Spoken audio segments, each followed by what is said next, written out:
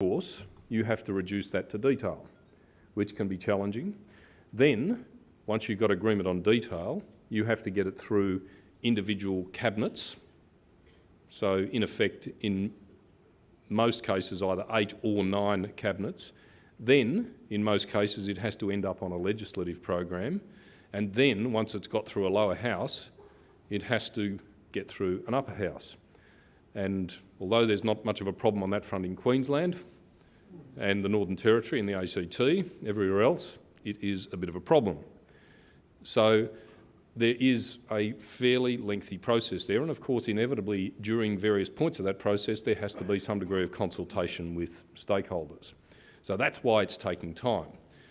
We set out milestones. There's a fairly detailed structure in each case where you will see individual milestones defined as to we will have the following achieved by December 2010, then by July the 1st, 2011, we will have reached this stage and so forth. And broadly, the process is still on track. Now, a number of significant lessons, I think, have been learned by me and I suspect by Craig in this process. First, the real enemy is inertia. One of the great lessons I've learned from being a minister, after having been a shadow minister for such a long time, is that government is finite. It looks infinite when you're a shadow minister with one advisor or two advisors up against a department with 1,500 people and a ministerial office with 10 or 15 people in it. But government is finite. There is only so much time in the day, so much capacity to deal with issues, so many key people who can absorb challenging questions, deal with all of the difficulties, make decisions and implement them. And what that means is that either overtly or by accident, you make priority choices and things that you don't think are that important kind of just fall by the wayside. So the big reason why there's been no action on this front for so long is simply inertia, that nobody's got around to it. People make noises about it.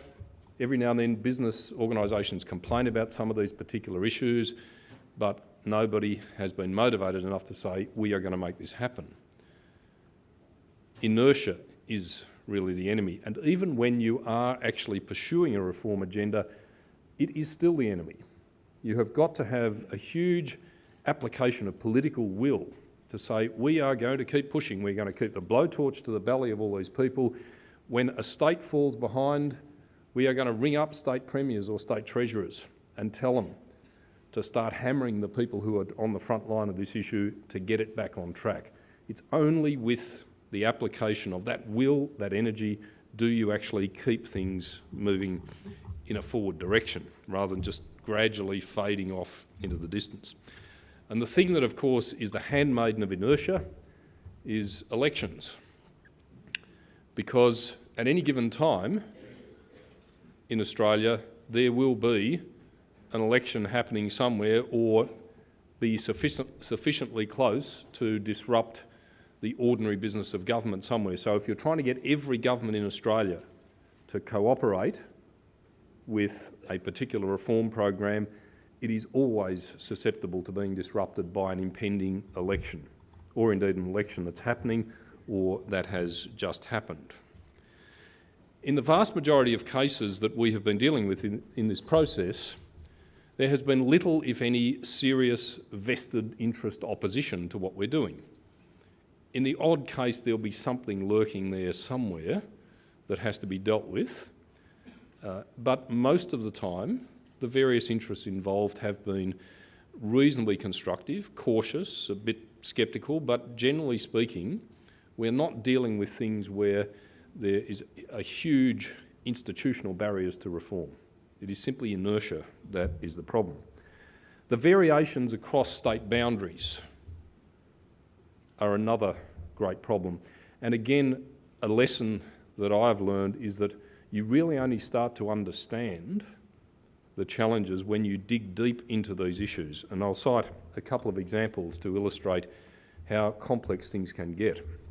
On the personal property security register front, you look at that and say, okay, well, basically, you're mostly dealing with national organisations that are financing, you buying a car and so forth.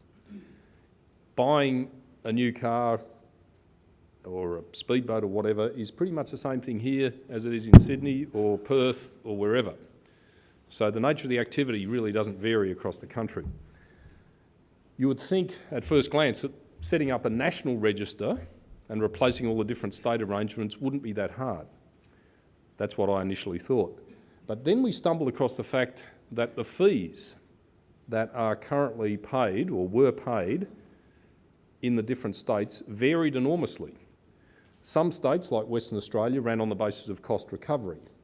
Other states, like New South Wales, had arrangements where the fees were much larger and were hypothecated to their fair trading regime. So literally you had the fees for personal property securities registration being hypothecated to help fund consumer affairs inspectors and officers out in Dubbo and Newcastle and whatever. And so, of course, each side looks at this and says, well, in the case of Western Australia, we don't want to put our fees up. And in the case of New South Wales, well, we don't want to put our fees down because that leaves a hole in our budget. So you have an impasse.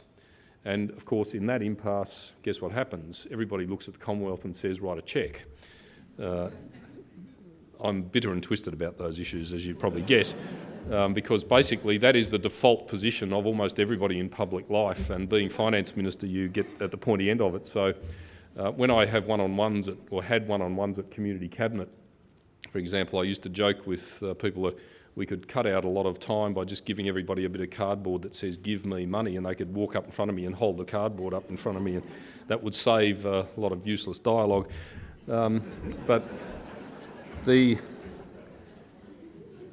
So there's a classic example of a problem that was not immediately apparent until we really dug into the issue, and then of course we did have to come to the rescue, at least for the initial period. A second example, in harmonising food safety standards.